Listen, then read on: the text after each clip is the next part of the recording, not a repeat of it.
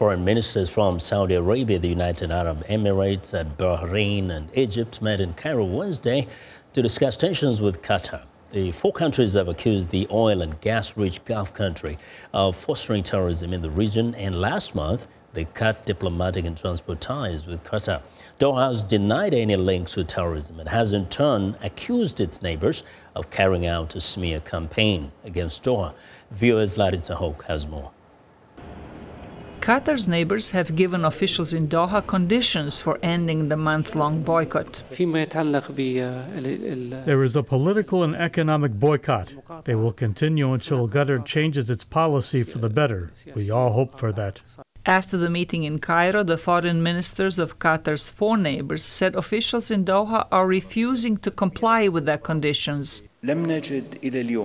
We haven't seen any real sign after yesterday's answer from Qatar that it's interested in its brothers and neighbors as much as it's interested in extremism, incitement, destruction, and terrorism.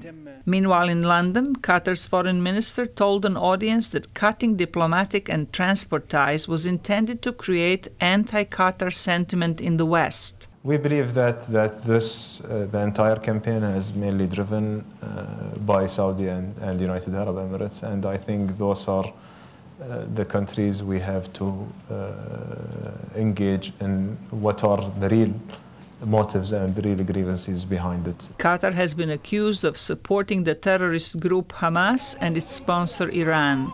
Its neighbors say the government in Doha also has turned a blind eye to its citizens' private donations to jihadist groups. Bahrain's foreign minister said any country that shelters terrorism will face similar condemnation. There are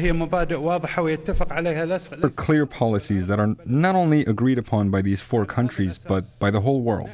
So we have a responsibility to stand against terrorism, against Islamic State, terrorism from Iran and others. Western countries are concerned that a prolonged dispute between Qatar and neighboring countries could cause unrest in the already volatile region.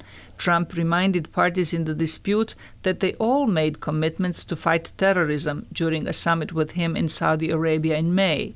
The White House said the president has called on them to honor their pledge to stop terrorist financing and discredit extremist ideology. Larissa Hoke, VOA News, Washington.